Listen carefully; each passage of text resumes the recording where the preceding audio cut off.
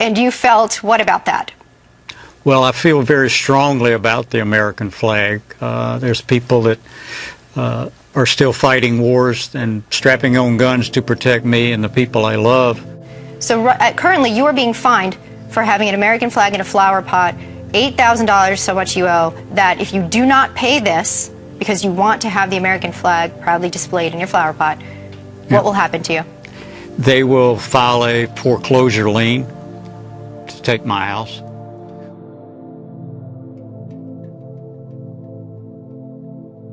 If you've looked around the streets of your own hometown and maybe you've seen stuff that looks like it came out of a war zone, well, get used to it.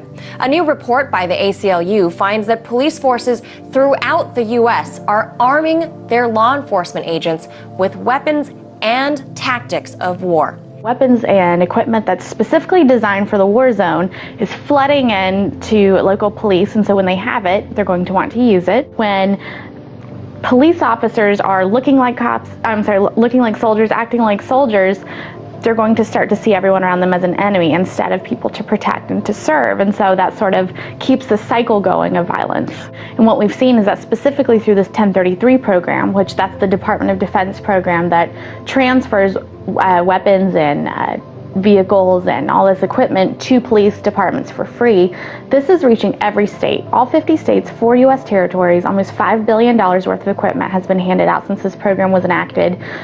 We see that no one is really safe from this.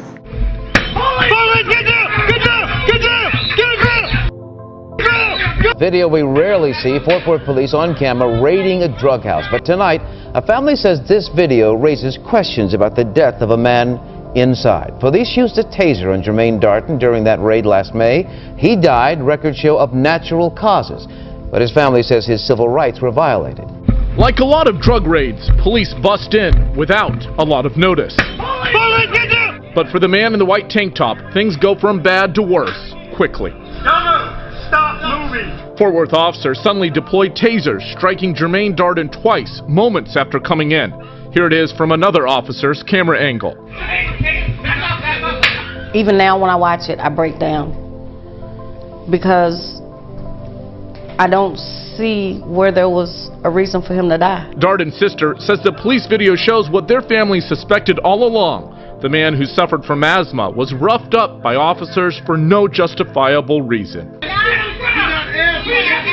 He got asthma, man! There also was a delay in getting paramedics to the scene. We don't have an active call there. A MedStar crew stationed only a mile away had to be requested 3 times. Police did find drugs at the scene and kids in the house. But Darden's family says despite that evidence, the camera footage itself is evidence there was no need for him to die. A newly released report from the ACLU claims police departments across the country, including here in New Mexico, are acting too much like the military. The report calls out police for using military gear and SWAT crews in situations that don't require them. I think New Mexico is just reflective of the trends that we're seeing nationally. For ACLU New Mexico's director Peter Simonson, the lines have blurred between wars overseas and police forces on the streets at home. Police departments in New Mexico and across the U.S. have become more aggressive, particularly with SWAT teams. Simonson says departments have also increasingly become geared up with U.S. military equipment. An Indiana woman accusing police of excessive force now, and surveillance video right here caught the whole incident on camera. Tabitha Gentry says police forcibly stripped her after an arrest for a misdemeanor. So you can see they left her naked in a jail cell for hours. Gentry says the officers pepper sprayed her through the door when she yelled for clothes, and then they completely humiliated her, forcing her to walk through the jail naked. She was forced to the ground. Her clothes were forcibly pulled off her body by both male and female officers, and then she was left naked in this cell for 7 hours. I know that officers sometimes perform a cavity search, so they need to take off clothes, but it's your understanding that that was not necessary in this case, right? There was no cavity search. There was no search at all. This was a humiliation tactic. This appalling story that he reported on yesterday was picked up by Drudge, a woman who was forced to strip naked at gunpoint during a terrifying SWAT raid. This is Homeland Security coming into her home, and of course, as usual, we don't get any explanation as to why they did this.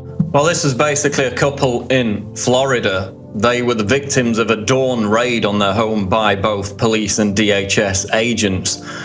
They basically burst into the house at 6 a.m. The couple were in the shower. They just got out of the shower, so they were wrapped in towels. So you had basically a naked woman being forced onto the ground at gunpoint. And after that, they spent 2 hours trashing their house. Said apparently they were looking for electronics and laptops. She described it as, quote, 2 hours of pure hell.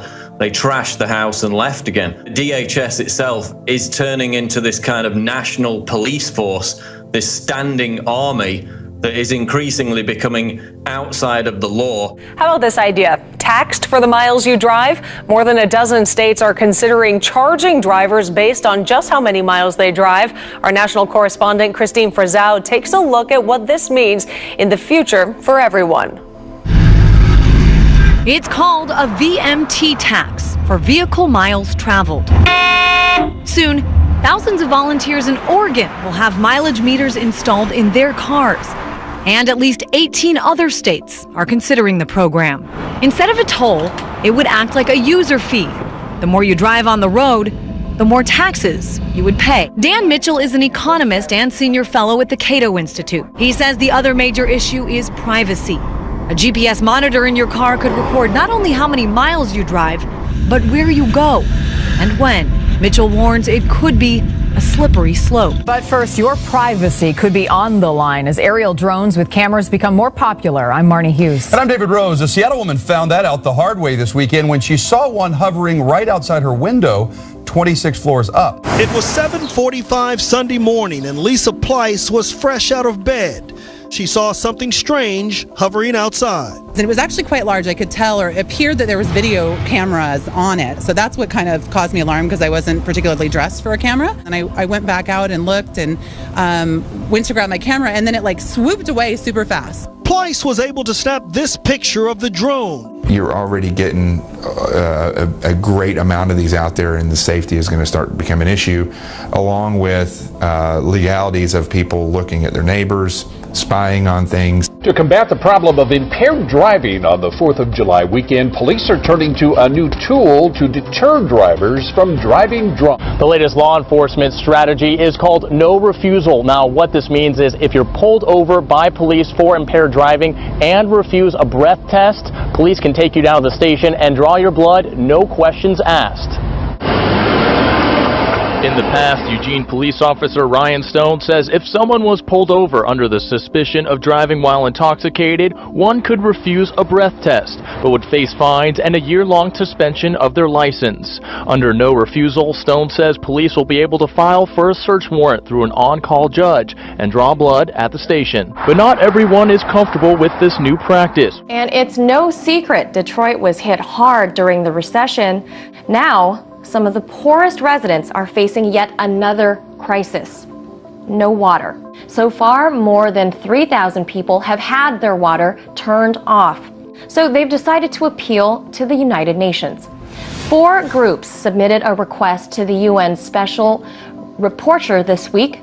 It details the problem in Detroit and calls for the UN's help. They're urging the UN to work with the state of Michigan and the U.S. government to stop the shutoffs and restore service and make water accessible and affordable. As federal agencies stand down to what can only be described as a total collapse of our borders, the United Nations is preparing for a massive civil breakdown right here in the U.S. And they have accelerated their plan for global gun confiscation after the imminent collapse of our country, even going so far as posting job offers for commanders who will be trained to seize guns, and I quote, from the civilian population.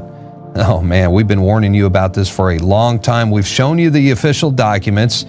I mean, this is what the UN does. They've done it worldwide, and I guess they think we are next. A posting on the United Nations Career Opportunities page announces a vacancy for the position of Disarmament, Demobilization, and Reintegration Officer under the UN's Department of Peacekeeping Operations in New York. So they plan to use the border collapse to bring down this country and usher in martial law.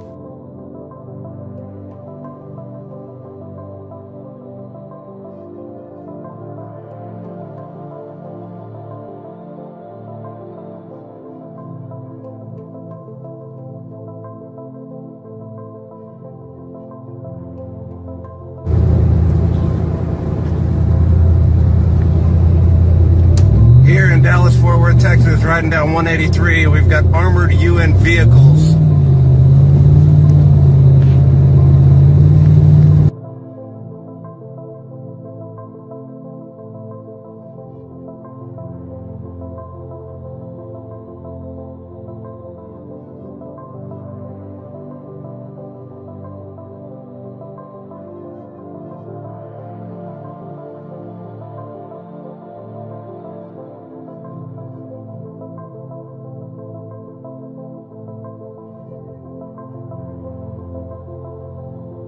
We've all heard of preemptive strikes, but what about preemptive prosecutions? Muslims in the U.S. are outraged by what appears to be America's latest tactic in its war on terror, entrapping people it suspects might plan terrorist acts in the future. Marina Portnoy explains how almost 95% of convictions for this crime are the result of FBI provocations. The FBI used an agent provocateur to recruit vulnerable individuals, luring them with cash and coercing them into carrying out a terrorist attack that was set up by the FBI. It seems like politicians know an awful lot about potential strikes here on U.S. soil, whether it's Lindsey Graham talking about how nukes could potentially go off in South Carolina. So you go from guys like Lindsey Graham talking about this to Obama, and he said that his biggest concern is that a nuke could go off in New York City. And it's not just nuke concerns. We have Senator Feinstein coming out and saying that there will be plots to kill Americans. So this is where I think we need to build our intelligence to see that we can disrupt a plot in this country before